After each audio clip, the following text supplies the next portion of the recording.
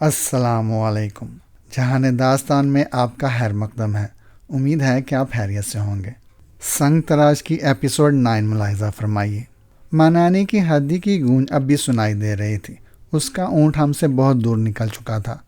تالیس کے آوارہ کتے اس کے تعاقب میں تھے اور ہمارے اونٹ پوری رفتار سے اسی جانب دوڑے جا رہے تھے۔ میں جوبا اور تالیس کی لایانی چیخوں کے درمیان خاموش ہو گیا تھا، لیکن جوبا نے غضبناک غراہٹ کے ساتھ مجھے دوبارہ نغمہ گانے کا حکم دیا اور ہم دونوں ایک دوسرے سے آوازیں ملانے کی ناکام کوشش کرتے ہوئے صحرائی گیت گانے لگے۔ اس بار ہمارے اونٹوں کی رفتار میں کوئی فرق نہ آیا۔ مانانی کے اونٹ کے ساتھ ہی غبار کے طوفان میں چھپے ہوئے کتوں کا شور بھی بتدریج ہم سے دور ہوتا جا رہا تھا۔ صحرا کے اس حصے میں جنون، ہنگامہ اور سنسنی کی ایک عجیب سی کیفیت طاری ہو چکی تھی۔ صحرائی قزاقوں کی بستی جبرین کا مغرور پروہت اپنا گنونا کردار بے نقاب ہونے کے بعد اونٹ پر سوار ہو کر لحظہ بہ لحظہ جبرین سے دور صحرا کی بے کران وسطوں میں روپوش ہوتا جا رہا تھا۔ اس کے اونٹ کے قدموں سے اڑنے والے غبار کے باعث اب اسے دیکھنا ناممکن ہو کر رہ گیا تھا۔ سردار جوبا کے گونگے غلام کے سدائے ہوئے کتے جہنمی بلاؤں کی طرح شور مچاتے اس ریتلے گرداب میں مانانی کا ناکام تعاقب کر رہے تھے۔ میرا اور سردار جوبا کا اونٹ اس قابل نہیں تھا کہ مانانی کو پکڑ سکے۔ گونگا تالیس ہم سے بہت پیچھے بے معنی آوازیں نکالتا دوڑتا چلا آ رہا تھا۔ آثار سے صاف ظاہر تھا کہ مانانی ہمارے ہاتھوں سے نکل چکا ہے۔ اپنی پرسرار قوتوں کا طلسم ٹوٹنے کے بعد بھی وہ مکار بڈھا ہمیں ذکر دے گیا تھا۔ سردار جوبا نے مانانی کے شجرہ کے بارے میں مغالطات بکتے ہوئے اپنے اونٹ کی نکیل کھینچ لی۔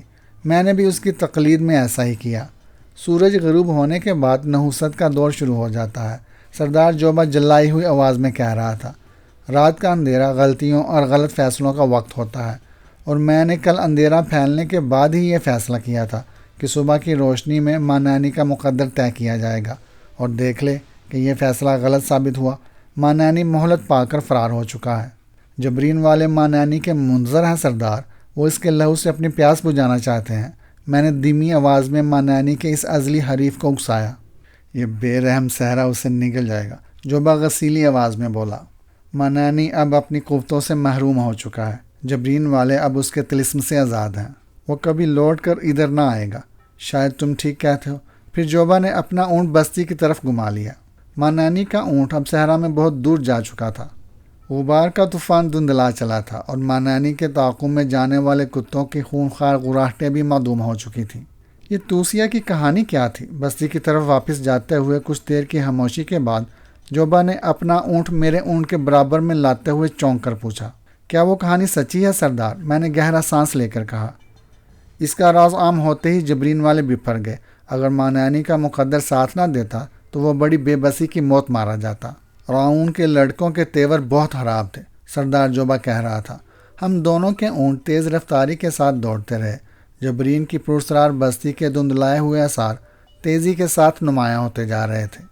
راہوار مشرقی ظلمات کی چادر کو تار تار کرتا اب کافی بلندی تک ابھر آیا تھا۔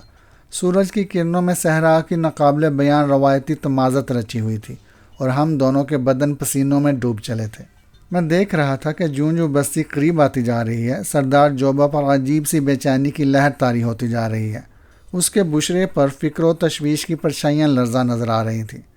جب ہم جبرین سے چند فرلانگ دور رہ گئے تو جوبا نے اپنے اونٹ کی نکیل پوری طاقت سے کھینچ لی اور وہ صحرائی جانور کرب سے بلبلاتا اپنی پچھلی ٹانگوں پر اٹھتا چلا گیا۔ میں جوبا کی طرح سنگ دل نہیں تھا، اس لیے میرا اونٹ رفتار کی روانی میں کافی آگے تک بڑھتا چلا گیا اور پھر میں نے آہستہ آہستہ اسے روک لیا۔ سردار نے اپنے اونٹ پر میرے قریب آتے ہوئے دور ہی سے پکارا، اب میں اپنی بستی والوں کو کیا منہ دکھاؤں گا؟ سردار، یہ تیری ہی نہیں سب کی بد نصیبی ہے، میں نے جواب دیا۔ یہ کہنے سے بات نہ بنے گی۔ وہ مکار زانی بڈھا میرے پاس بستی والوں کی امانت تھا اور میں اس کی حفاظت نہ کر سکا۔ جبرین والوں کے ہاتھ میرا گریبان تھام لیں گے۔ بات تو رسوائی کی ہے، لیکن تالیس کہاں گیا؟ میں نے اپنا جملہ ادھورا چھوڑ کر چونکتے ہوئے اس گونگے اور وفادار غلام کے بارے میں دریافت کیا۔ میں اسے خوب جانتا ہوں، جوبا بولا۔ وہ مانانی کو زندہ یا مردہ لائے گا، ورنہ خود بھی صحرا میں بھٹک کر جان دے دے گا اور جبرین کا رخ نہیں کرے گا۔ مانانی کے ساتھ ہی تو اپنے ایک وفادار غلام سے بھی محروم ہو گیا۔ میں نے اپنے دل میں شیر دل تالیس کے لیے ہمدردی کا جذبہ محسوس کرتے ہوئے کہا۔ جب تک ان صحراؤں سے قافلے گزرتے رہیں گے جوبا کو غلاموں کی کوئی کمی نہ ہوگی۔ وہ چڑچڑے لہجے میں بولا، میں تجھ سے اس وقت اپنے پریشانی کی بات کر رہا ہوں، بستی میں جا کر ماں نانی کے بارے میں کوئی کہانی پھیلا دے۔ میں نے چند ثانیوں تک سوچنے کے بعد اسے مشورہ دیا، جبرین والے جانتے ہیں کہ ماں نانی کو پرسرار قوتیں حاصل تھیں، وہ کبھی تیری بات کو نہ جھٹلا سکیں گے۔ جوبا اپنے آدمیوں سے جھوٹ نہیں بول سکتا، وہ غرا کر بولا، اور اس کے ہونہار چہرے سے غصہ جھلکنے لگا۔ سچ بول کر تو اپنی عزت کھو بیٹھے گا سردار، میں اپنے الفاظ پر زور دے کر بولا۔ ماں نانی کے فرار کی کہانی سے میں واقف ہوں اور تجھ سے اپنی زبان بند رکھنے کا وعدہ کرتا ہوں۔ تالیس تیرا رازداں تھا اور اب وہ صحرا میں کہیں گم ہو چکا ہے، وہ بھی لوٹ آیا تو تیرے جھوٹ کا پردہ چاک نہ کر سکے گا۔ میں دعویٰ کرتا ہوں کہ پورے جبریل میں تیرے سوا کوئی اس گونگے کی زبان نہیں سمجھتا۔ سردار جوبا نے غور سے میری جانب دیکھا، جیسے میرے چہرے سے میرے حلوس کا اندازہ لگانا چاہتا ہو، پھر پرخیال آواز میں بولا، تیری تجویز مجھے منظور ہے، لیکن تو نے عہد شکنی کی تو اس کی قیمت چکانی مشکل ہو جائے گی۔ میرا نام جوبا ہے اور مجھے سینکڑوں انسانوں کے قتل کا تجربہ ہے۔ اس کا لہجہ واضح طور پر دھمکی آمیز اور تیور خطرناک تھے۔ فنکار کبھی عہد شکن نہیں ہوتا سردار، میں نے افسردہ لہجے میں جواب دیا۔ اگر تیرے پاس اس سے بہتر کوئی تجویز ہو تو میں اپنا مشورہ واپس لے لیتا ہوں۔ سردار یک بیک اونچی آواز میں ہنس پڑا، دیے ہوئے مشورے واپس نہیں لیے جاتے، اب تم بستی میں واپس جا کر خود ہی کوئی کہانی سنائے گا۔ میں دیکھ چکا ہوں کہ تیری آواز اور تیرا لہجہ جبرین والوں پر کافی اثر کرتا ہے۔ اس بار سردار کا لہجہ فراخ دلانہ تھا، میں سر ہلا کر رہ گیا۔ جب ہم نہلستان کی جانب سے بستی میں داخل ہوئے تو بستی میں جبرین کے قزاق ٹولیوں میں بٹے خونخوار کتوں کی طرح گھوم رہے تھے، ان میں سے ہر ایک مشتعل اور مضطرب تھا۔ سب لوگ میرے خیمے پر آ جاؤ، سردار نے چیخ کر وہاں موجود لوگوں سے کہا اور اپنے اونٹ کو تیزی سے آگے دوڑاتا رہا۔ جب ہم سردار جوبا کے خیموں کے عقب میں واقع مویشی خانے کے نزدیک سے گزرے تو وہاں چند خیموں سے دھواں اڑتا نظر آیا، ہوا کے جھونکوں کے ساتھ چنگاریاں بھی اڑتی نظر آ رہی تھیں۔ یہاں فساد کے آثار ہیں، جوبا یہ کہتا ہوا بے اختیار اپنے سست رفتار اونٹ کی پشت سے کود پڑا اور مجھے اپنے ساتھ آنے کا اشارہ کرتے ہوئے خیموں کے درمیانی راستے میں گھس پڑا۔ میں بھی اپنے اونٹ سے کود کر اس کے پیچھے ہو لیا۔ مویشی خانے کے عقب میں صحرائی قزاقوں کے چند خیمے آباد تھے۔ جب ہم تنگ راستوں سے نکل کر وہاں پہنچے تو ہر طرف شدید افراتفری اور لوٹ مار کے آثار نظر آئے۔ ریت پر بے شمار انسانی قدموں کے بے ترتیب نشانات بکھرے ہوئے تھے، جیسے بہت سے آدمی وہاں جم کر ایک دوسرے سے دو بدو لڑتے رہے ہوں۔ ایک خیمے کو بری طرح پھاڑ کر نظر آتش کر دیا گیا تھا۔ اد جلے خیمے سے اٹھتے ہوئے دھوئیں سے ایسا معلوم ہو رہا تھا جیسے حملہ آوروں پر جلدی اور گھبراہٹ طاری رہی ہو اور وہ اپنی اس کیفیت کی بنا پر اس خیمے کو پوری طرح آگ نہ لگا سکے ہوں۔ تکاما، سردار جوبا نے جلے ہوئے خیمے کے قریب پہنچ کر اس کے مکین کو پوری قوت سے کئی بار پکارا۔ میں کسی آواز کا منتظر رہا لیکن جواب نہ دارد۔ ہاں، وہاں سے کچھ فاصلے پر سردار کے خیموں کی جانب سے ایک بڑے ہجوم کی ملی جلی آوازیں ابھر رہی تھیں۔ جب سردار سے ضبط نہ ہو سکا تو وہ میرا ہاتھ تھام کر پھرتی سے اد جلے خیمے میں گھس پڑا اور اس کی عقابی نظریں بے چینی کے ساتھ کسی ذی روح کو تلاش کرنے لگیں۔ تکاما کے خیمے میں بھی دمہ چوکڑی کے آثار تھے، جیسے آگ لگنے سے قبل وہاں بھی گمسان کا رن پڑا ہو۔ سارا مال و اسباب بری طرح تباہ کیا گیا تھا۔ نہ جانے یہاں کیا ہوا ہے، جوبا کسی زخمی بیڑیے کی طرح اڑایا۔ ہمیں دیکھنا چاہیے کہ اس قصے کے بارے میں لوگ کیا جانتے ہیں۔ ہم دونوں اپنے اپنے اونٹ کی پشت پر سوار ہو کر تیزی کے ساتھ جوبا کے خیمے کی طرف چل دیے تاکہ ادھر کے حالات کا بھی کچھ اندازہ ہو سکے۔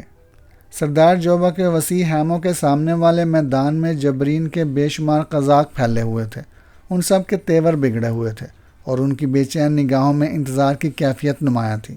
جوبا کو آتا دیکھ کر سب لوگ اس کی طرف متوجہ ہو گئے اور پل بھر میں وہاں پھیلا ہوا شور سکوت میں بدل گیا۔ ہر شخص جوبا کی زبان سے ماں نانی کے بارے میں کوئی خبر سننے کا منتظر تھا۔ سردار جوبا ایک جگہ اپنا اونٹ روک کر اس کی پشت سے اتر پڑا۔ میں نے بھی اس کی تقلید کی۔ پھر ہم دونوں قزاقوں کے ہجوم کے درمیان سے گزرتے ہوئے جوبا کے خیمے کے سامنے والے بلند چبوترے پر جا پہنچے۔ سردار جوبا نے بہت محتاط اور گہری نظروں سے وہاں جمع ہونے والوں کے تیور بانپے۔ پھر اس کی رعب دار گنجیلی آواز ابھری، تکاما کہاں ہے؟ ایک ثانیے کے لیے جبرین والوں کو سانپ سونگ گیا۔ چٹتے ہوئے تیور اتر گئے اور وہ سردار جوبا سے آنکھیں چرا کر ایک دوسرے کی طرف دیکھنے لگے۔ تکاما کہاں ہے؟ انہیں متزلزل دیکھ کر جوبا غسیلی آواز میں داڑا۔ اچانک مجمع کے آخری حصے میں حرکت پیدا ہوئی اور لوگ سرک کر کسی کے لیے راستہ بنانے لگے۔ میری بے چین نگاہیں اسی طرف جم کر رہ گئیں۔ چند ہی ثانیوں میں آنے والا سامنے آ گیا۔ میں نے ایک نظر جوبا کی طرف دیکھا۔ زخموں کے پرانے نشانات سے بھرا ہوا اس کا چوڑا چکلا چہرہ غصے کی شدت سے طریق پڑ گیا تھا اور وہ اپنے ہونٹ دانتوں میں دبائے آنے والے کو گور رہا تھا۔ آنے والا جبرین کا ایک شہزور لڑکا تھا۔ اس کا نام ہبلی تھا۔ ہبلی کا تندرست بدن سر سے پیر تک خون کے چھینٹوں میں ڈوبا ہوا تھا۔ جسم پر چیسڑے جھول رہے تھے اور اس نے اپنی باہوں پر خون آلود سفید چادر میں ڈھکی ہوئی کوئی وزنی چیز اٹھا رکھی تھی۔ آگے بڑھتے ہوئے اس کے قدم کانپ رہے تھے، لیکن وہ بڑی بے خوفی کے ساتھ سردار جوبا کی جانب دیکھتا ہوا آگے آ رہا تھا۔ سردار جوبا کے بلند چبوترے کے قریب آ کر ہبلی ٹھہر گیا اور بڑی جرأت کے ساتھ بولا، تکاما مارا گیا سردار، اس کے خیمے کو آگ لگا دی گئی ہے۔ یہ مجھے بھی معلوم ہے، جوبا چیختے ہوئے لہجے میں بولا۔ میں یہ جاننا چاہتا ہوں کہ یہ سب کیسے ہوا؟ کیا جبرین والے اب اپنے ہی آدمیوں کے خون کے پیاسے ہو گئے ہیں؟ جبرین جادوگروں کے لیے نہیں ہے سردار۔ ہبلی نے یہ کہہ کر اپنے ہاتھوں میں اٹھائی ہوئی تکاما کی چادر پوش لاش جوبا کے قدموں میں پھینک دی۔ میں نے ایک نظر تکاما کی خون میں نہائی ہوئی لاش پر ڈالی اور کام کر رہ گیا۔ تکاما بڑی رحمی کے ساتھ موت کے گھاٹ اتارا گیا تھا۔ کیا تکاما جادوگر تھا؟ جوبا نے متخیرانہ آواز میں پوچھا۔ ہاں، بستی والوں نے اس کے خیمے پر روشن بدن اور سنہرے تاج والی ایک شہزادی کھڑی دیکھی۔ جب اس کو للکارا گیا تو وہ فوراً غائب ہو گئی۔ اس کے بعد تکاما کا خون ہم پر واجب ہو گیا۔ ہم نے کن تلواروں سے مار مار کر اسے ہلاک کر دیا۔ اس کا خیمہ جلا دیا گیا۔ لیکن تم لوگوں کو یہ فیصلہ کرنے کا اختیار کس نے دیا؟ سردار جوبا غضبناک آواز میں داڑا۔ کسی نے نہیں۔ ہبلی کی نگاہیں نیچے جھک گئی۔ یہ میرا قصور ہے۔ میں نے اشتعال میں آ کر تکاما کے خیمے پر حملے میں پہل کی تھی۔ پھر سب لوگوں نے میری تقلید کی۔ جبرین میں فیصلے صادر کرنا تیرا حق ہے اور میں نے تیری حق تلفی کی ہے۔ میں بہادری اور سچائی کی قدر کرتا ہوں ہبلی۔ سردار جوبا چند ثانیوں کے سکوت کے بعد نپی تلی آواز میں بولا، جا، میں نے تیرے فیصلے کی تائید کی، مگر آئندہ ایسی غلطی کو نہ بخشوں گا۔ سردار، ہبلی نے سر جھکا کر برائی آواز میں کہا، تو اپنے لوگوں پر بہت مہربان ہے۔ وہ دونوں اپنی گفتگو میں مصروف تھے، لیکن ہبلی کی زبان سے روشن بدن اور طلائی تاج والی کسی شہزادی کا ذکر سنتے ہی میں بے چین ہو گیا۔ مجھے بے اختیار توسیہ یاد آ گئی۔ وہ بدنصیب شہزادی اب روحانی طور پر صفاق مانینی کی قید سے نجات پا چکی تھی، مگر اس کا جسم اب بھی صندلی معبد میں قیدی تھا۔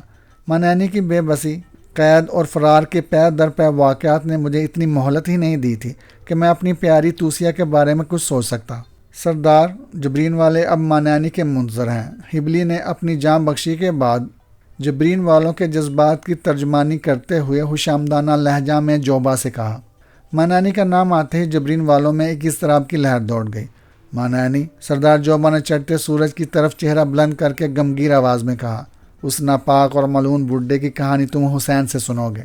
اچانک لوگوں میں دبی دبی پرجوش سرگوشیاں پھیلنے لگی، لیکن سکوت کا سینہ چاک ہو گیا اور استفسار طلب نگاہیں جوبا کے چہرے سے ہٹ کر مجھ پر مرکوز ہو گئیں۔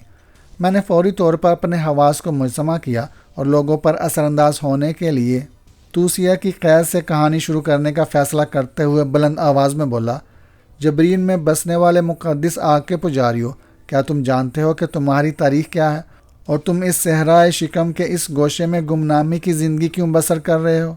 نہیں، مجمع نے ہم آہنگ ہو کر پرجوش آواز میں جواب دیا۔ تو سنو کہ صحرا کے طول و عرض سے لے کر نیل کے کناروں تک ایک دور میں پتھروں کے پجاریوں کی حکومت تھی۔ وہ 30 دیوتا کے سنگی بت بنا کر ان کی پوجا کیا کرتے تھے۔ ان کے حکمران کا ایمان تھا کہ آگ سراسر بدی ہے اور اس کے پجاری کبھی اچھائیوں پر عمل نہیں کر سکتے۔ اس نے تلوار کی قوت سے آتش پرستوں کو مذہب بدلنے پر مجبور کیا اور جو اپنی جدی روایات سے منہ موڑنے پر آمادہ نہ ہوئے ان کا خون بہایا گیا۔ آگ اور خون کی اس ہولی میں مجوسیوں کے قبیلے اس سنگ پرست حکمران کے خوف سے فرار ہونے لگے اور جس کا جدھر منہ سمایا وہ ادھر ہو لیا۔ تمہارا قبیلہ بھی نیل کے بائیں کنارے کی ایک زرخیز بستی کو خیرباد کہہ کر صحرا میں گھس پڑا اور تمہارے پرکھوں نے صحرا کے اس گوشے میں پناہ لی جہاں تم آج بھی آباد ہو۔ پھر تمہارے پروہتوں پر انتقام کا جنون سوار ہوا۔ میری آواز بتدریج بلند آہنگ ہوتی جا رہی تھی۔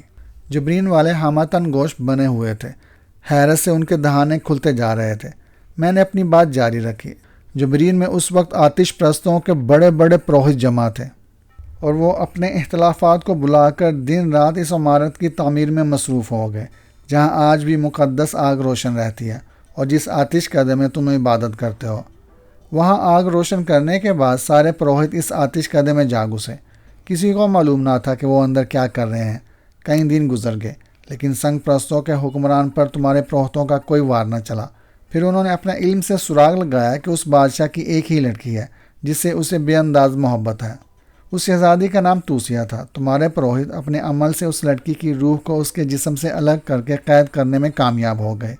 اس بادشاہ کو اپنے کاہنوں کی مدد سے پتہ چل گیا کہ آتش پرستوں کے کسی گمنام قبیلے کے کاہنوں نے یہ وار کیا ہے۔ اس نے اپنی بیٹی کے بے روح بدن کو تازہ پھولوں کے انبار میں چھپا دیا اور اپنے لشکر صحرا کے چپے چپے میں پھیلا دیے۔ جب مدتیں گزرنے کے بعد بھی اس قبیلے کا سراغ نہ ملا تو اس بادشاہ نے صحرا کے سینے پر سندل کی لکڑی سے ایک خوبصورت کلیسا تعمیر کرایا اور اپنی لڑکی کا بے روح بدن وہاں محفوظ کر دیا۔ وہ بدن صدیوں سے اسی سندلی کلیسا میں اپنے روح کا منتظر ہے۔ تمہارے پروہت انتقام کی آگ میں جل رہے تھے۔ انہوں نے یہ راز ہر ایک سے پوشیدہ رکھا اور توسیہ کی روح نسل در نسل تمہارے پروہتوں کی قید میں رہی اور اب تک وہ مانینی کی قید میں تھی۔ میں ایک ثانیے کے لیے خاموش ہوا اور وہ سب بے چین ہو کر پہلو بدلنے لگے۔ وہ جلد از جلد سب کچھ جان لینا چاہتے تھے۔ ان کے چہرے فرتے جوش سے سرخ ہوئے جا رہے تھے۔ مانینی کو تم لوگ مقدس سمجھتے تھے۔ میں نے اپنے ذہن میں سچ اور جھوٹ کا تانا بانا ترتیب دے کر کہنا شروع کیا، مگر وہ راتوں کی گناہ پرور اور نخوست امیز تاریکی میں تالیس دیوتا کے اتار کا روپ دار کر تمہاری کنواریوں کی آبرو سے کھیلتا رہا۔ وہ خوش تھیں کہ کوئی ماورۂ قوت راتوں کی سیاہی میں ان کی کوکھوں میں زرہیزی کے جوہر بکھیر رہی ہیں۔ مانینی تقدس کے لبادے میں ایک درندہ تھا۔ وہ اس منصب کا ہرگز اہل نہیں تھا جو تم نے اسے سونپا ہوا تھا۔ اس نے توسیہ پر بھی بہت سے ستم ڈھائے، پھر اس شہزادی سے ایک سمجھوتا کر لیا۔ تمہاری بے خبری میں مانینی نے مٹی سے بت بنائے اور نخلستان کی تنہائی سے ناجائز فائدہ اٹھا کر اس نے اپنا مسلک بدل لیا۔ اس کے صلے میں آتش دیوتا نے اس کو بہت سی جادوئی طاقتیں دے دی۔ وہ تمہارے درمیان آتش پرست تھا لیکن نخلستان کی حلوت میں وہ بت پرست تھا، اور جب تمہیں ہوش آیا اور تمہارے سردار نے مانینی کو مویشیوں کے استبل میں قید کر دیا تو کسی نے نخلستان میں جا کر مٹی کے بتوں کو نہ توڑا۔ کل رات ان بتوں کی جادوئی قوت سے تالیس کی بنائی جاتی رہی اور استبل کا دروازہ خود بہت کھل گیا اور مانینی چوروں کی طرح یہاں سے نکل کر نخلستان جا پہنچا۔ جب صبح کے اجالے میں یہ راز کھلا تو میں سردار جوبا کے ہمراہ نخلستان پہنچا، مگر مانینی کو بر وقت خبر ہو گئی اور وہ دھوئیں کی پتلی لکیروں کا روپ بدل کر آسمانوں کی طرف اڑ گیا۔ ہم نے اپنے اونٹوں پر میلوں دور تک اس دھوئیں کا پیچھا کیا، اس پر اپنی کمانوں سے تیر پھینکے، لیکن ہم اس کا کچھ نہ بگاڑ سکے اور وہ دھواں اوپر اٹھتے اٹھتے ہماری نگاہوں سے اوجھل ہو گیا۔ تم پر اب شکرانے کی عبادت لازم ہے کہ تمہاری بستی کو اس سے نجات مل گئی۔ جبرین والوں میں پھیلی ہوئی سنسنی خوف میں بدل گئی اور وہ دبی دبی آوازوں میں سرگوشیاں کرتے ہوئے وہاں سے منتشر ہو گئے۔ تو بڑا چلاک ہے حسین، سردار جوبا نے پسلیوں میں کوہنی مار کر میرے کان کے نیچے مسرت سے کامتی ہوئی آواز میں سرگوشی کی۔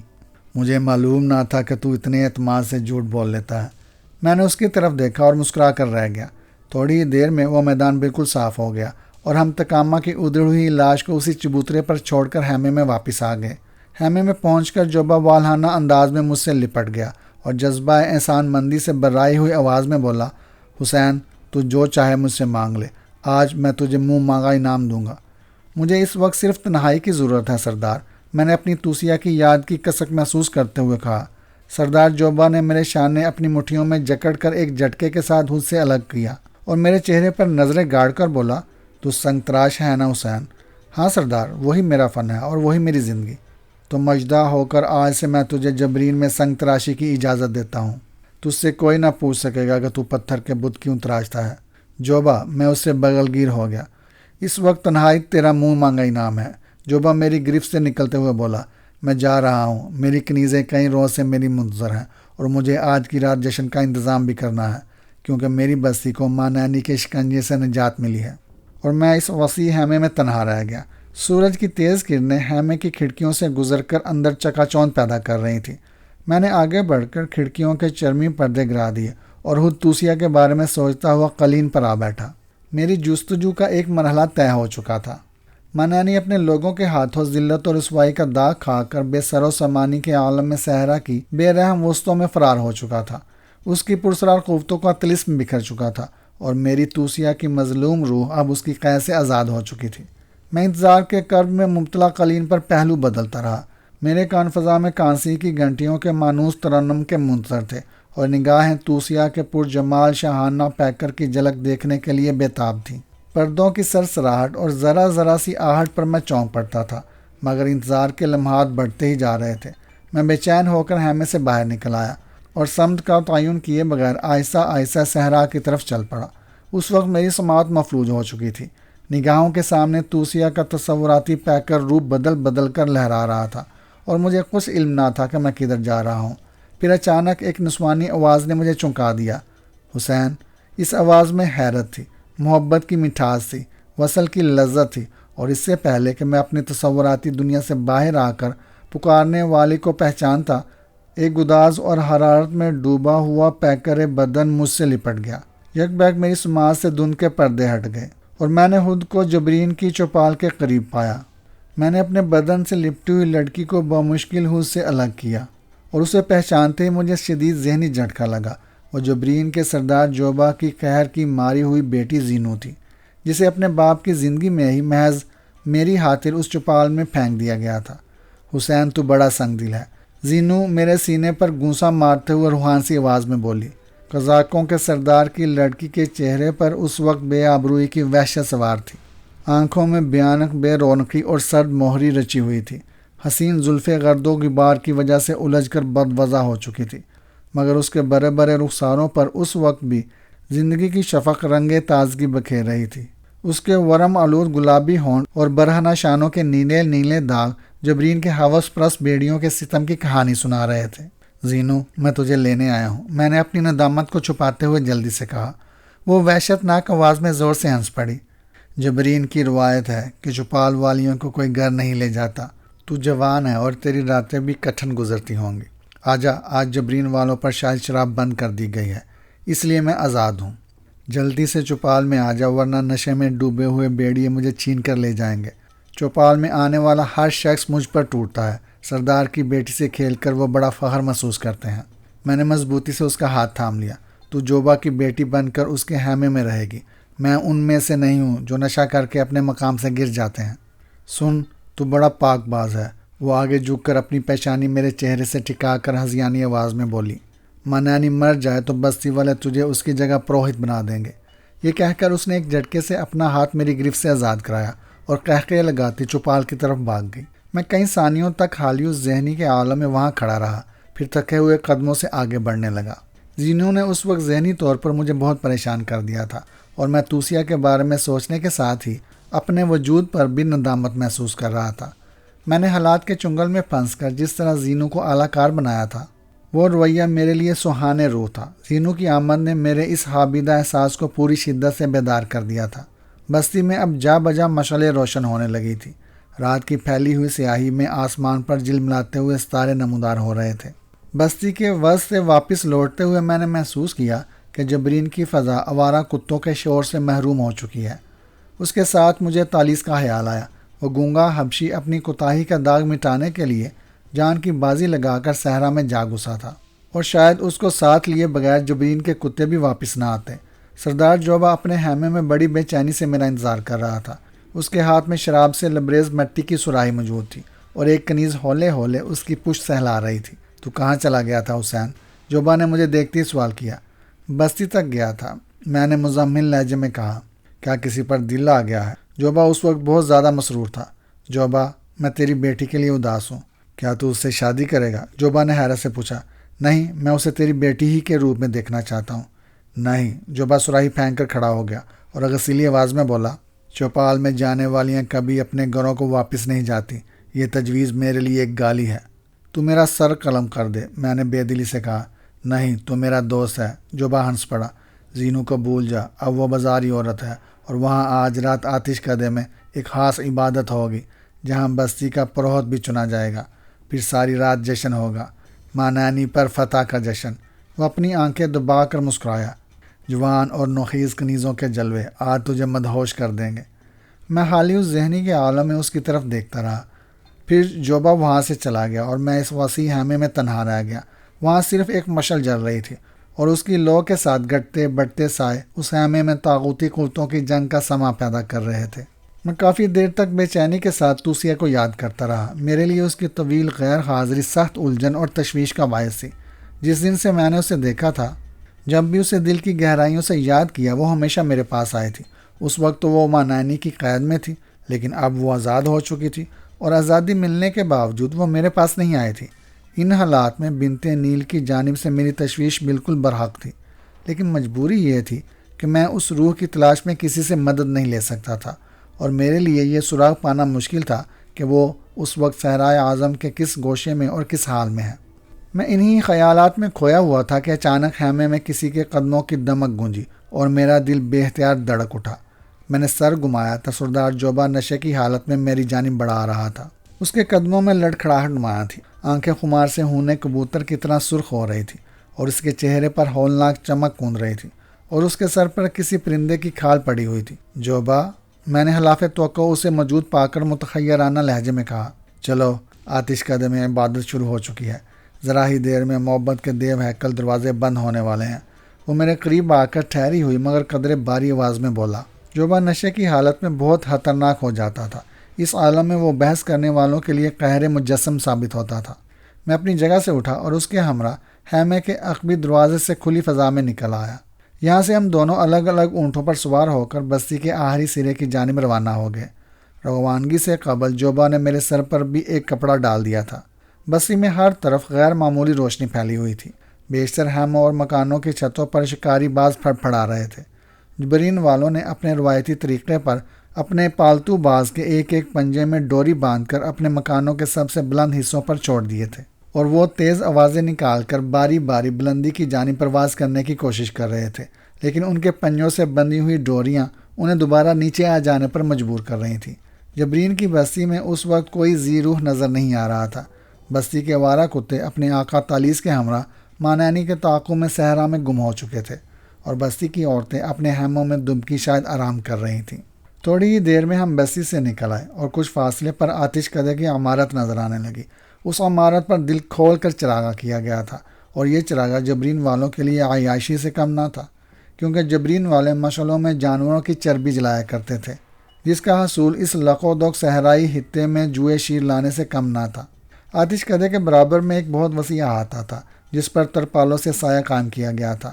آتش کدے کا بڑا چوبی پھاٹک کھلا ہوا تھا، لیکن اس احاطے کا داخلی راستہ بند تھا۔ جبرین والوں کی اوہام پرستی کا یہ عالم تھا کہ سورج کی روشنی غائب ہونے کے بعد جوبا کو مجبوراً آسمان کے سائے تلے نکلنا پڑا، تو اس نے نہ صرف اپنے سر پر کھال کا سایہ کر لیا تھا، بلکہ میرے سر پر بھی کپڑا ڈال دیا تھا۔ اس زمن میں آتش کدے سے ملحقہ احاطہ بھی آتا تھا۔ وہ جبرین والوں کے لیے جمع ہونے اور جشن برپا کرنے کی جگہ تھی، اور آج کی شب کی سیاہی میں وہاں جشن کا آغاز ہونا تھا، لہٰذا اس کھلے احاطے پر بھی ترپالیں تان دی گئی تھی، اور غالباً بستی کے سارے مرد سورج ڈلنے سے قبل ہی وہاں جمع ہو چکے تھے۔ اونٹوں سے اتر کر ہم دونوں آتش کدے کی جانب بڑھے۔ میرا دل تیزی سے دھڑک رہا تھا، کیونکہ میرے لیے اس آتش کدے میں داخل ہونے کا یہ پہلا موقع تھا۔ عرصہ دراز تک جبرین میں رہنے اور وہاں کے ایک باسی کا منہ بولا بیٹا ہونے کے باوجود میں ان آتش پرستوں کی مذہبی رسوم سے ناواقف تھا۔ البتہ یہ ضرور معلوم تھا کہ اس آتش کدے میں ہر کس و ناکس داخل نہیں ہو سکتا۔ بستی کے کچھ گنے چنے اور سربر آوردہ لوگوں کے علاوہ نہ عورتیں اس آتش کدے میں داخل ہو سکتی تھی، نہ غلام اور نہ اجنبی ان اطراف میں آنے کا حق رکھتے تھے۔ انجانے خوف کے تحت آتش کدے کے پھاٹک پر پہنچ کر میرے قدم رک گئے۔ جوبا نے پلٹ کر غسیلی نگاہوں سے میری جانب گھورا اور پھر ہاتھ پکڑ کر مجھے اندر کھینچنے لگا۔ جو ہی جوبا نے چوبی پھاٹک عبور کیا، کسی تاریک گوشے سے ایک عمر رسیدہ شخص نمودار ہوا اور اس نے پھاٹک کو مقفل کر دیا۔ میں نے پلٹ کر اس شخص کی جانب دیکھا اور کسی گمنام خوف کے تحت کانپ اٹھا۔ وہ بوڑھا کسی طرح 100 برس سے کم نہ تھا۔ اس کی لمبی لمبی جٹائیں چاندی کے تاروں کی طرح جلملا رہی تھیں۔ اس کی داڑھی، بویں، پلکیں تک برف کی طرح سفید ہو چکی تھی، مگر جسمانی طور پر وہ حیرتناک حد تک صحت مند تھا۔ اس کی کمر بالکل سیدھی اور اعصاب راشے کی کیفیت سے محفوظ تھے۔ اس کا چہرہ خون کی سرخی سے تانبے کی طرح دمک رہا تھا، اور اس کی اد کھلی آنکھوں میں ہولناک چمک نمایاں تھی۔ مجھے یقین تھا کہ میں کیا، کوئی مضبوط اعصاب کا مالک بھی اس کی پوری کھلی ہوئی آنکھوں میں جھانکنے کی ہمت نہ کر سکے گا۔ جوبا آتش کدے کی عمارت کے برآمدہ نما حصے میں رکا۔ اس پرسرار بوڑھے کے مڑنے کا منتظر رہا۔ جو ہی وہ چوبی پھاٹک مقفل کر کے جوبا کی طرف پلٹا، جوبا کے خوفناک چہرے پر نرم مسکراہٹ پھیل گئی۔ سرجاہا، کیا حال ہیں تیرے؟ جوبا کے لہجے سے برابری اور دوستی کا اظہار ہو رہا تھا۔ آج بستی کے مقدر کا ستارہ چمکا ہے جوبا، اس بوڑھے نے سنجیدہ لہجے میں کہا۔ اس کی آواز عمر کے مقابلے میں کافی مضبوط اور گمگیر تھی۔ دیکھ، آج کون نیا پروہت ہوتا ہے؟ جوبا زور سے ہنسا اور دائیں بائیں دیکھ کر سرجہا کی طرف جھک کر رازدارانہ لہجے میں بولا، یہاں کوئی اجنبی نہیں ہے، میں جانتا ہوں کہ جبرین کا اگلا پروہت کون ہوگا۔ سرجہا کچھ نہ بولا اور آتش کدے کے اندرونی حصے کی جانب ہماری پیشوائی کرنے لگا۔ چند کشادہ راہ داریوں اور ایک لمبوترے کمرے سے گزر کر ہم وسیع ہال میں داخل ہوئے، جہاں صرف بڑکتے ہوئے الاؤ کی سرخ روشنی پھیلی ہوئی تھی، اور اس پرسرار روشنی میں بہت سے آدمیوں کے چٹتے ہوئے سانسوں یا لکڑیوں کے چٹکنے کی آوازیں سنائی دے رہی تھیں۔ وہاں دیوار گیر آتش کدے کے سامنے نیم دائرے کی صورت میں باادب بیٹھے ہوئے لوگوں پر ہم تینوں کی آمد کا کوئی اثر نہیں ہوا۔ وہ بدستور اپنے دونوں ہاتھ سینے پر باندھے مقدس آگ کے لپکتے ہوئے شعلوں کی طرف دیکھتے رہے، جیسے وہ زندہ انسانوں کے بجائے پتھر کے بت ہوں۔ میں سرجہا اور جوبا کے ہمراہ ان حلقہ بند لوگوں کے برابر میں دو زانوں ہو کر بیٹھ گیا اور دونوں ہاتھ سینے پر باندھ لیے۔ زندگی! اچانک نیم دائرے کے داہنے سرے پر بیٹھے ہوئے شخص نے وجد بری آواز میں ہانک لگائی۔ موت! میری حیرت دور ہونے سے قبل ہی اس کے برابر والا شخص بھرپور آواز میں بولا۔ رزق! تیسری آواز آئی اور پھر وہ لوگ باری باری ایک ایک لفظ کہنے لگے۔ آثار سے یوں لگ رہا تھا جیسے وہاں موجود ہر شخص کو اپنی باری پر کسی خاص ترتیب کے تحت کوئی خاص لفظ ادا کرنا پڑے گا۔ جوبا نے مجھے وہاں لانے سے قبل آتش کدے کی رسوم اور آداب کے بارے میں کچھ بھی نہیں بتایا تھا، اور مجھے کچھ علم نہ تھا کہ ان آداب سے لا علمی کی صورت میں میرے ساتھ کیا سلوک کیا جائے گا۔ میں نے بوکھلا کر اپنے طرف میں نظر ڈالی۔ اس قطار میں سرجہا مجھ سے پہلے اور جوبا میرے بعد تھا۔ قوت! میں ابھی اسی تذبذب میں مبتلا تھا کہ جوبا نے اپنی باری آنے پر زور سے کہا۔ میں بری طرح گھبرا گیا۔ جب سکوت کا وقفہ کئی سیکنڈ طویل ہو گیا تو جوبا نے زور سے میری پسلیوں میں اپنی داہنی کوہنی ماری۔ محبت! میں بوکھلاہٹ اور بے اختیاری کے عالم میں کراہا۔ اے آگ جو ازل سے روشن ہے! میرے منہ سے یہ لفظ ادا ہوتے ہی سرجہا کی عقیدت سے برائی ہوئی آواز ابھری۔ اے مقدس آگ! تیرے سچے پجاری آج تیرے سامنے موجود ہیں۔ انہوں نے تجھ سے جو کچھ مانگا دلوں کی گہرائیوں سے مانگا ہے۔ انہوں نے تیرے مقدس اجالے کو اپنی جانوں پر کھیل کر روشن کیا ہے۔ ان کے دل تیری روشنی سے منور ہیں، اور یہ صحرا کے اس گوشے میں چھپ کر تیری بے حرمتی کرنے والوں سے ہولناک انتقام لے رہے ہیں۔ تو بھی ان کی مرادوں کو پورا کر دے۔ سرجہا کی آواز مضبوط آہنگ بتدریج بلند ہوتا جا رہا تھا۔ مقدس آگ کے یہ پجاری آج ایک فریب کھا کر یہاں آئے ہیں۔ تیرے سب سے بڑے پجاری اور پروہت نے ان سے فریب کیا ہے۔ تیری عظمت کے تصور سے ان کے سامنے سروں کو خم کرتے ہیں، اور وہ اپنی ہی بستی کی عورتوں کو بے آبرو کرتا رہا۔ اپنا راز فاش ہونے پر وہ خونی بھیڑیا جبرین کی اس معصوم صحرا میں فرار ہو گیا۔ یہ اب اپنے نئے پروہت کے متلاشی ہیں۔ تیری نشانی مقدس نشانی ہے۔ ہم میں سے جس کے پاس آئے گی اب وہی جبرین کا مقدس پروہت بنے گا۔ تیری کوکھ میں پروان چڑھنے والے اقرب کے منتظر ہیں۔ سرجہا کے خاموش ہوتے ہی تین آدمی تیزی کے ساتھ اپنی جگہ سے اٹھے اور آگے بڑھ کر دیوار گیر آتشی الاؤ میں ہاتھ ڈال کر نہایت اطمینان سے مٹھی بھر انگارے باہر نکال لائے، جیسے ان کے ہاتھوں کے لیے اس آگ کے شعلے بے اثر ہوں۔ اپنی مٹھیوں میں انگارے سنبھالے وہ واپس اپنی جگہوں پر آئے اور نہایت اطمینان سے لکڑی کے جلتے ہوئے انگارے چبانے لگے۔ اچانک میرے بدن سے کسی کا ہاتھ ٹکرایا۔ میں نے چونک کر سر گھمایا تو سرجہا میری طرف جھک کر سردار جوبا کے ہاتھ سے ایک چھوٹا سا مٹی کا برتن لے رہا تھا۔ جو ہی وہ برتن سرجہا کے ہاتھ میں آیا، وہ یوں سیدھا ہو کر بیٹھ گیا جیسے وہاں کچھ بھی نہ ہوا ہو۔ آتش کدے میں موجود دوسرے لوگ اس خفیہ لین دین سے بالکل لا علم تھے۔ یہ واقعہ میرے لیے کسی طرح ایک پہیلی سے کم نہ تھا۔ ابھی میں اس کے بارے میں سوچ ہی رہا تھا کہ اچانک سرجہا کی تیز چیخ سے آتش کدے کی فضا گونج اٹھی۔ بچھو بچھو میرے پاس ہے! بے ساختہ چیخوں کے بعد سرجہا خوشی سے کانپتی ہوئی آواز میں بولا۔ مقدس پروہت! سردار جوبا سمیت تمام حلقہ بند لوگوں نے ہم آواز ہو کر کہا، اور الاؤ کے سامنے سجدے میں گر کر اپنی پیشانی فرش پر رگڑنے لگے۔ میں ان رسوم میں سازش کی بو پا چکا تھا، اس لیے بے خوف ہو کر سجدے میں گرنے کے بجائے اپنی جگہ پر سیدھا بیٹھا رہا۔ سرجہا نے جھک کر غور سے میری جانب دیکھا اور کچھ کہے بغیر سیدھا ہو گیا۔ کچھ دیر تک یوں ہی مقدس الاؤ کے سامنے سجدہ ریز رہنے کے بعد وہ لوگ سیدھے ہو گئے اور سرجہا نے آگے بڑھ کر دعا کے انداز میں ہاتھ اٹھا لیے۔ اس دوران میری نظریں اس آتش کدے کے فرش پر رینگتے ہوئے بچھو پر جمی رہیں۔ سرجہا کے الفاظ کے مطابق وہ بچھو مقدس الاؤ سے جنم لے کر اس تک آیا تھا، لیکن میں مٹی کی ہانڈی کی تلاش کی ناکام کوشش کر رہا تھا جو جوبا نے سرجہا کے حوالے کی تھی۔ چند منٹ بعد عبادت کا یہ دور ختم ہو گیا۔ پھر ان لوگوں نے باری باری اس بچھو پر لکڑی سے ایک ایک ضرب لگائی اور آخر میں سرجہاں نے پوری قوت سے اسے کچل کر ہلاک کر دیا اور الاؤ میں پھینک دیا۔ جوبا نے میرا ہاتھ تھاما اور سرجہاں کے پیچھے پیچھے آتش کدے سے باہر نکل آیا۔ وہاں موجود باقی لوگ بھی اس کی تقلید کر رہے تھے۔ آتش کدے سے باہر آ کر یہ جماعت ملحقہ احاطے کی طرف چل پڑی۔ سب سے پہلے جوبا اس احاطے کا بند راستہ کھول کر اندر داخل ہوا، اس کے پیچھے سرجہاں، اور پھر میں اندر پہنچا۔ اس احاطے میں عجیب ہی رنگ تھا، ہر طرف مشعلوں کے شعلے بڑک رہے تھے اور ان کی روشنی میں جبرین کے بہت سے جوان قیمتی قلینوں پر پڑے شراب کے جام پر جام حالی کر رہے تھے۔ ان سے کچھ فاصلے پر 30-40 سہمیوں کنیزیں ایک دوسری سے چپکی ہوئی بیٹھی تھیں۔ جوبا اور سرجہاں کے پہنچتے ہی سب لوگوں نے کھڑے ہو کر تعظیم دی اور جوبا شاہانہ انداز میں ان کے درمیان سے گزر کر بیش قیمت مسند پر جا بیٹھا۔ مجھے اس نے اشارے سے اپنے قریب ہی بلا لیا تھا۔ مقدس سرجہاں، تجھے جبرین والوں کی مذہبی رہنمائی مبارک ہو۔ سردار جوبا نے کہا، آج مانیانی کی شکست اور تیرے انتخاب کی خوشی میں یہاں جشن ہوگا۔ تو جانتا ہے جوبا کہ میں نے مقدس اللہ کی خوشنودی کے لیے اپنی عمر وقف کر دی اور برسوں سے اپنی عمارت میں رہا اور آخرکار میری سن لی گئی۔ تو نے دیکھا کہ اس بار کسی انسانی جان کی بینڈ کے بغیر کتنی آسانی سے مقدس اللہ والا بچھو نمودار ہو گیا۔ سرجہاں نے پرمسرت لہجے میں کہا، ہاں میں خوب جانتا ہوں، جوبا مکارانہ لہجے میں بولا۔ اسی وقت کنیزیں اپنے کندھوں پر شراب کی سراہیاں اٹھائے آ پہنچی اور اس شیطانی سیال کے جام بھر بھر کر ہر ایک کو پیش کرنے لگی۔ آؤ تم سب میرے سامنے آ جاؤ، جوبا نے ہاتھ اٹھا کر کنیزوں سے کہا۔ وہ سب سہمی سہمی ایک دوسرے کی اوٹ میں چھپتی اس کے سامنے آ پہنچی۔ وہ کنیزیں جوان اور کم سن تھیں، ان میں سے کسی کی عمر 20-22 سے اوپر نہیں تھی۔ ان کے حسین چہروں پر سوگوار سا اضمحلال چھایا ہوا تھا اور ان کی آنکھوں میں دہشت کے سائے ناچ رہے تھے۔ سردار جوبا بوکی نگاہوں سے ان کو گھورتا رہا، پھر اس نے ہاتھ کے اشارے سے ایک کنیز کو اپنے قریب طلب کیا۔ وہ 1-2 قدم آگے بڑھ کر ٹھٹک گئی۔ آگے آ جاؤ جوبا داڑا۔ جوبا کی آواز سے اس لڑکی پر لرزہ طاری ہو گیا اور وہ لڑکھڑاتی ہوئی اس کے نزدیک پہنچ گئی۔ جوبا نے آگے جھک کر اس کی کمر میں ہاتھ ڈال دیا۔ اس کے حلق سے سہمی ہوئی چیخ نکلی اور وہ جوبا کی آغوش میں آ گری۔ وہاں موجود بدمست جوانوں نے دل کھول کر قہقہے لگائے۔ ناچو، تم سب ناچو، جوبا نے باقی کنیزوں کو اشارہ کیا۔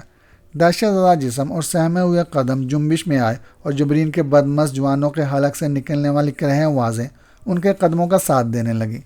جوبا نے اپنی آغوش میں گری ہوئی کنیز پر دست درازی شروع کر دی اور وہ مچل مچل کر خود کو اس بیڑیے کے حملوں سے بچانے کی کوشش کر رہی تھی۔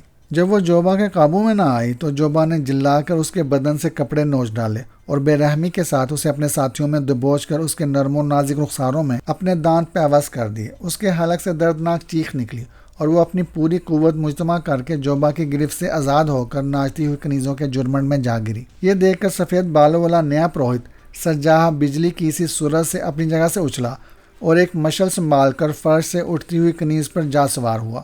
اس سے قبل کہ وہ بدنصیب لڑکی کچھ سمجھ پاتی، سرجہاں نے زیر لب کچھ بدبداتے ہوئے جلتی ہوئی مشعل سے اس کا سینہ داغ دیا۔ وہ کنیز اذیت سے تڑپ اٹھی، لیکن وہاں موجود لوگوں کے دل میں ذرا رحم نہ آیا۔ وہ ہم آہنگ ہو کر اس طرح ہنس پڑے جیسے یہ ان کا پسندیدہ کھیل ہو۔ وہاں آہستہ آہستہ جنون اور درندگی کا سما پیدا ہونے لگا تھا۔ ناچتی ہوئی کنیزوں کو اپنے حلقے میں گھیرے ہوئے بدمست قزاق بری طرح نوچ رہے تھے۔ جو ہی کوئی کنیز ان کی رسائی میں آتی، وہ بے رحمی سے اس کا بدن اپنے پنجور دانتوں سے ادھیڑ ڈالتے۔ کئی بار تو ایسا ہوا کہ ایک کنیز کسی کی گرفت میں آئی اور اس نے اپنے دل کی بڑاس نکال کر اسے برابر والے کی طرف دھکیل دیا، اور وہ بدنصیب کنیز اس وقت تک ایک سے دوسرے کے ہاتھوں میں کھلونا بنی رہی جب تک لڑکھڑا کر زمین پر نہ گر گئی۔ سرجہاں کے ہاتھوں میں داغی جانے والی کنیز اب فرش پر پڑی کراہ رہی تھی۔ جوبا کی آنکھوں میں ہوسناک چمک کوند رہی تھی اور شراب کے گھونٹ لے لے کر بڑے شوق سے اس کو گور رہا تھا۔ وہاں موجود لوگوں کی نگاہیں بار بار جوبا کی طرف اٹھ رہی تھیں۔ ان کی آنکھوں میں ہوس کا خمار تیر رہا تھا۔ مال و زر کے لٹیرے اب آبرو کے پیاسے نظر آ رہے تھے۔ آخرکار جوبا ایک نعرہ مار کر اپنی مسند سے کودا اور قلین پر کراہتی ہوئی کنیز پر جا پڑا۔ اس کا نیم برہنہ بدن پوری قوت سے اچھلا، لیکن جوبا کسی بھوکے عقاب کی طرح اس پر سوار رہا۔ جوبا کا اس کنیز پر یوں حملہ آور ہونا گویا دوسروں کے لیے من مانی کا اشارہ تھا۔ وہ احاطہ شراب کے نشے میں دھت لوگوں کی بے ہنگم چیخو پکار سے لرز اٹھا۔ پھر ان آوازوں میں کنیزوں کی خوفزدہ چیخیں بھی شامل ہو گئیں۔ جبرین کے قزاق ان کنیزوں کو اپنے بے رحم بازوؤں میں دبوچ کر ناچ رہے تھے۔ اس احاطے کی فضا میں اس وقت درندگی کا راج تھا۔ مجھ پر شدید اضطراب چھایا ہوا تھا۔ ان گنونی حرکتوں سے نفرت کے باوجود میں مزاحمت نہیں کر سکتا تھا۔ اس وقت میرے علاوہ صرف سرجہاں اپنی جگہ پر موجود تھا۔ ورنہ ہر ایک نفس کی آگ میں جھلس رہا تھا۔ سنو حسین، اچانک سر جہاں نے میرے شانے کو جھنجھوڑ کر کہا، اور میں اس کے منہ سے اپنا نام سن کر چونک پڑا، کیونکہ ابھی تک اسے میرا نام نہیں بتایا گیا تھا۔ یہ تیری بدقسمتی ہے کہ آج پرسرار آتش کدے کا ایک راز تجھے معلوم ہو گیا ہے، سرجہاں دمکی امیز سرگوشیانہ آواز میں کہہ رہا تھا۔ اب تیری زندگی کا انحصار تیری عقل مندی پر ہے۔ میں سمجھا نہیں مقدس سرجہاں، میں واقعی کچھ نہ سمجھ سکا تھا۔ بس یہ یاد رکھ کہ میرے پاس آنے والا بچھو مقدس آگ میں سے نمودار ہوا تھا، اور تو نے عبادت کے دوران میں مجھے جوبا سے کوئی چیز لیتے نہیں دیکھا تھا۔ وہ غرا کر بولا۔ اوہ، میں طویل سانس لے کر بولا، تو مطمئن رہ مقدس سرجہاں، میں اس مٹی کے برتن کو بھول چکا ہوں، تو کبھی میری زبان سے یہ کہانی نہ سنے گا۔ یہی بہتر ہے، وہ زیر لب بدبدایا۔ عین اسی وقت کنیزوں کے جرمنڈ میں مجھے اپنی پیاری توسیہ نظر آئی، اور میرا دل مسرت سے اچھل پڑا۔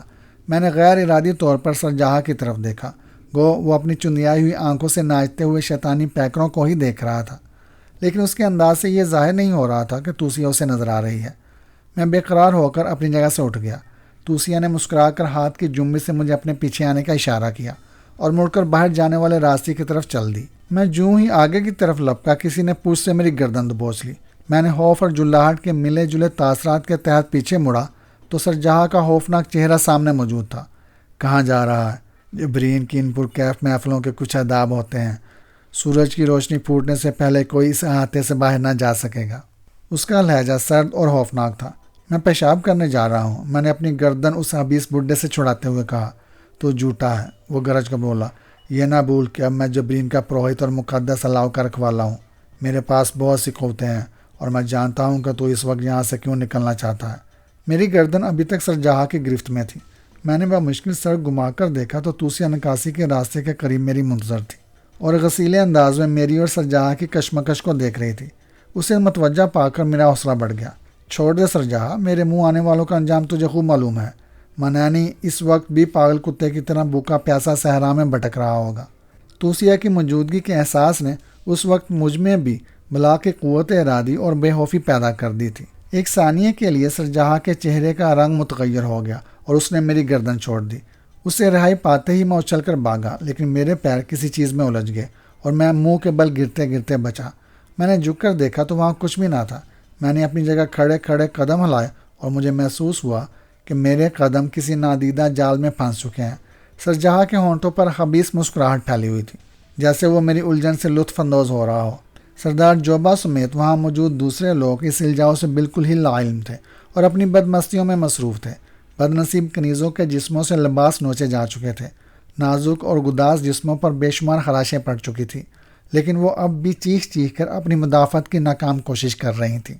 جن کنیزوں کی مزاحمت دم توڑ چکی تھی، وہ جبرین کے بیڑیوں کے ہاتھوں ذلت اور بے توقیری کا نشانہ بن رہی تھی۔ تو جانا چاہتا ہے تو چلا جا، میں دیکھنا چاہتا ہوں کہ تیرے منہ آنے والوں کا کیا انجام ہوتا ہے۔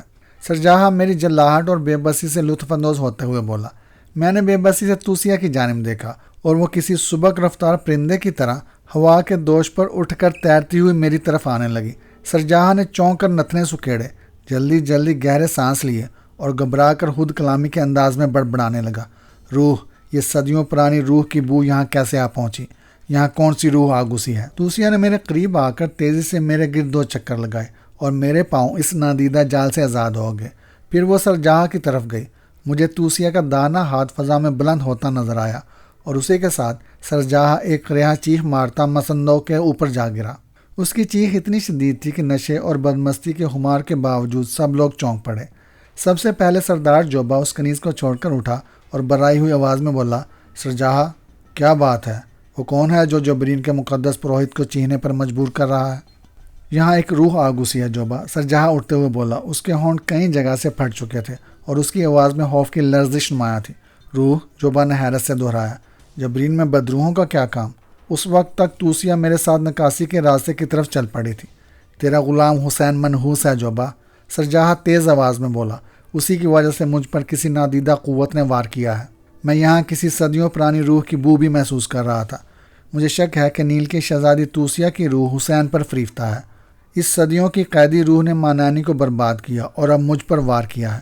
سرجہاں، سردار جوبا غضبناک لہجے میں داڑا، جبرین کا پروہت ہو کر بھی تو کسی سہمی ہوئی بیوہ کی طرح منمنا رہا ہے۔ یاد رکھ، جبرین والے بزدل پروہت کے لیے سخت گیر ہوں گے۔ اس احاطے میں ساری سرگرمیاں موقوف ہو چکی تھیں۔ سب لوگ الوؤں کی طرح آنکھیں جھپکا کر جوبا اور سرجہاں کی طرف دیکھ رہے تھے، جیسے ان کے ذہن معاف ہو چکے ہوں۔